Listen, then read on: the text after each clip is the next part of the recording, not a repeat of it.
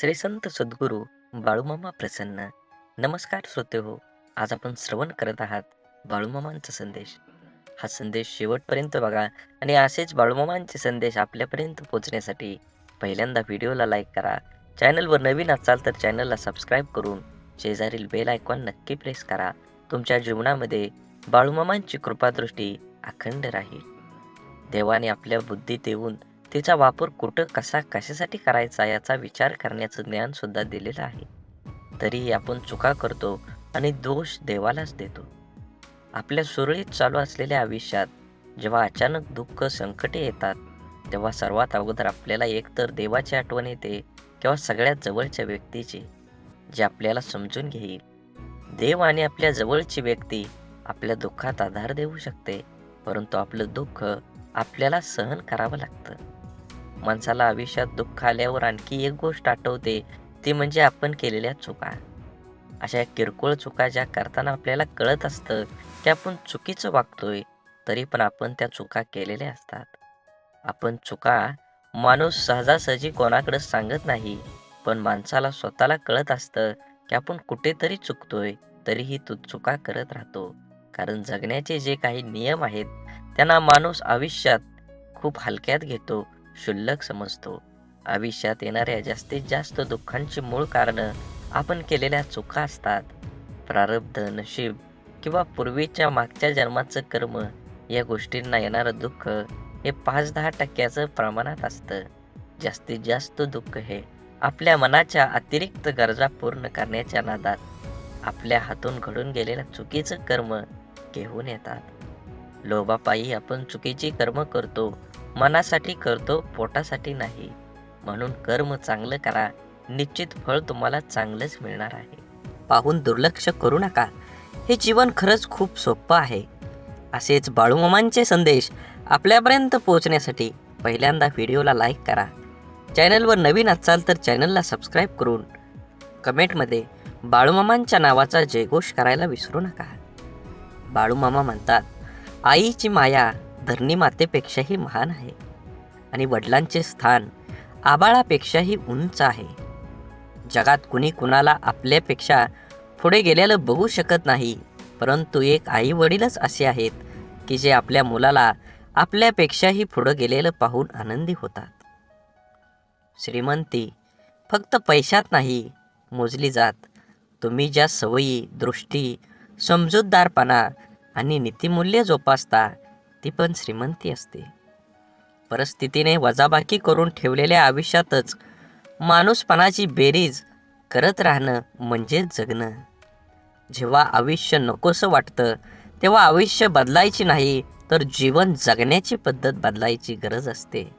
म्हणून आयुष्य खूप कमी आहे, ते आनंदाने जगा. प्रेम मधुर आहे, त्याची चव चाखा. क्रोध घातक आहे, त्याला गाडून टाका. संकटे ही क्षणभंगूर आहेत, त्यांचा सामना करा. आठवणी या चिरंतर आहेत, त्यांना हृदयात साठवून ठेवा. आणि असेच बाळूमामांचे संदेश आपल्या जीवनात एक नवीन प्रकाश पाडत असतात. असाच संदेश शेवटपर्यंत ऐका. नक्कीच तुमच्या जीवनात जगण्याचा दृष्टिकोन हा 100% बदलेल. बाळूमामा म्हणतात, समजूतदारपणा आणि शांतता हे वयावर नाही, तर आयुष्यात आलेल्या अनुभवावर अवलंबून असतात. एका चुकीच्या शब्दाकडे लक्ष देण्याऐवजी केलेल्या 1000 चांगल्या गोष्टींकडे लक्ष द्या. नात्यामध्ये, मैत्रीमध्ये कधीच दुरावा येणार नाही. समस्या ही कापसाने भरलेल्या पिशवीसारख्या असतात. जे तिच्याकडे फक्त बघतात त्यांना ती जड वाटते, पण जे हाताळतात त्यांनाच ते वास्तवात कळतं. म्हणून जीवन जगताना माणुसकी जपा. जीवनात नक्कीच तुमच्या बदल घडून आल्याशिवाय राहणार नाही. शेवटी कर्मावर विश्वास ठेवा. कर्म चांगलं असेल तर तुम्हाला कोणत्याही गोष्टीची विचार करण्याची गरज नाही. शब्दांमुळे आनंद मिळतो, शब्दांमुळे दुःख मिळतं, शब्दांमुळे समस्याही निर्माण होतात. शब्द उत्तरही सापडतं, शब्द शापही देतात आणि शब्द आशीर्वाद आणि शुभेच्छाही देतात. शब्द शत्रुत्वही मिळतं आणि शब्द मित्रही जोडतात. शब्दांच्या आधारावर औषधी शब्दच असतात. त्यामुळं जीवनात प्रत्येक शब्द सुंदर असला पाहिजे. आत्मविश्वास, संयम, नेतृत्व, धाडस आणि सहनशीलता हे आपल्या शरीरातील अदृश्य शक्ती आहेत. त्या नेहमी जागृत ठेवल्या की आयुष्याचा प्रवास हा यशाचा राजमार्ग झाल्याशिवाय राहणार नाही. जीवनात आपल्याला रोखणारा आणि टोकणारा असेल तर त्याचे उपकार माना. कारण ज्या बागेत माळी असतो ती बाग निरंतर चालते, आणि ज्या बागेत माळ्यांची गरज कमी झाली तिथं ती बाग उद्ध्वस्त झाली.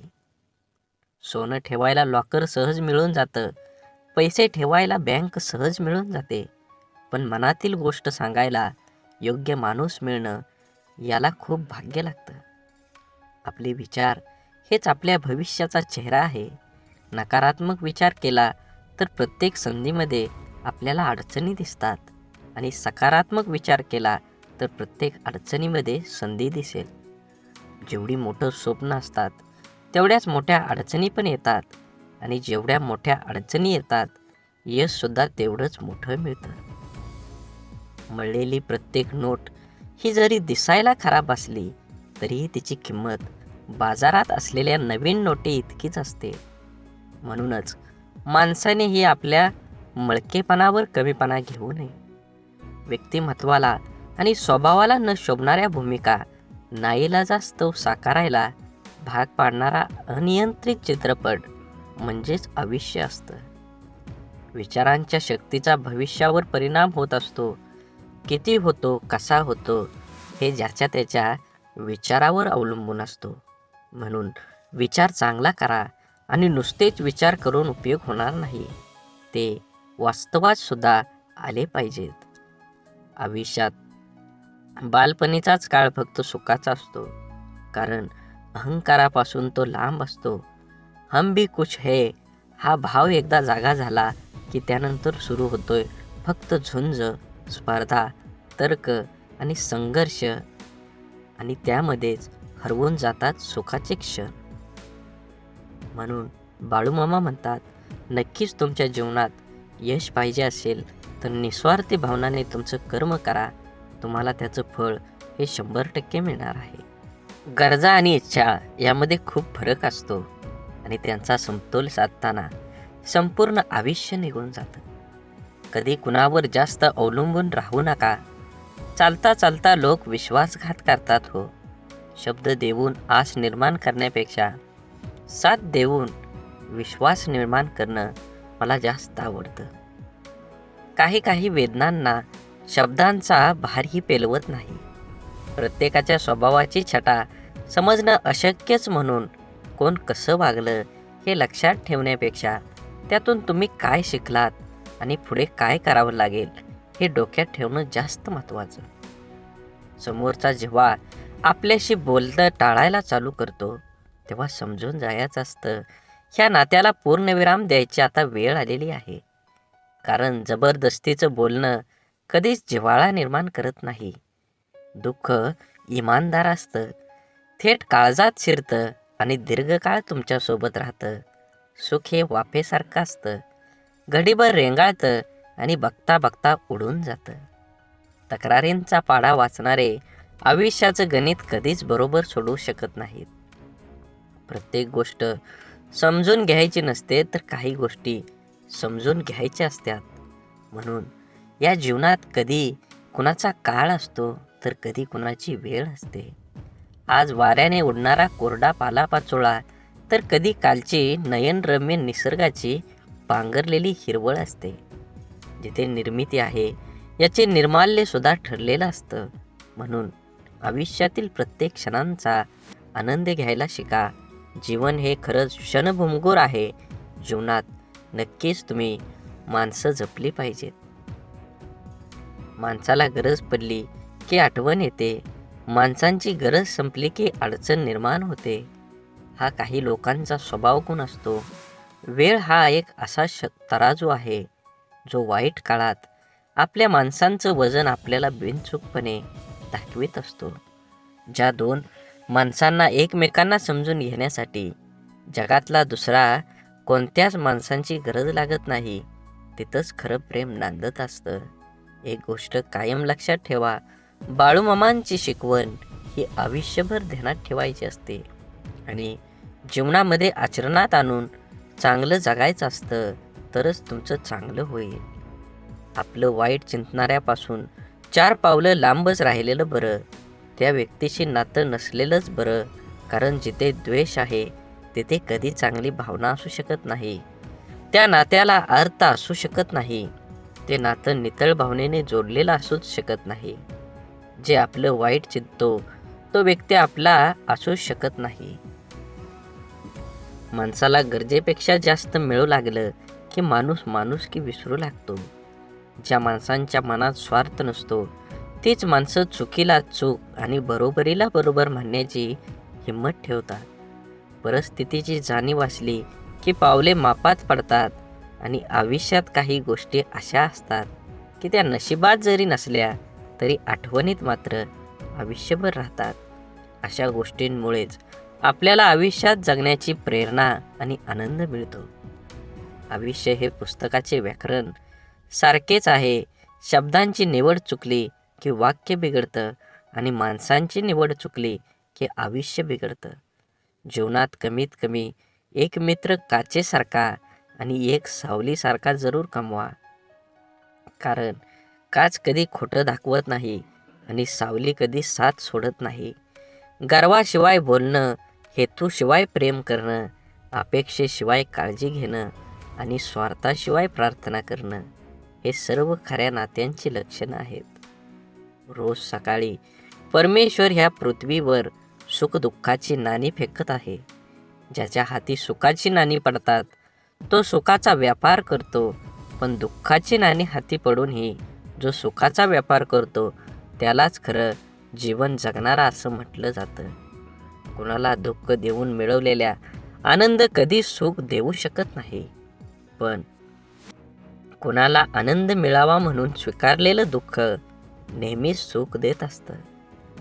दुःखाचा विचार करत बसलं की समोर उभं असलेलं सुख हे डोळ्यांना दिसत नाही. विचारांची गुणवत्ता चांगली असली तर मोठ्यात मोठी स्वप्न साकार करण्यास वेळ लागत नाही.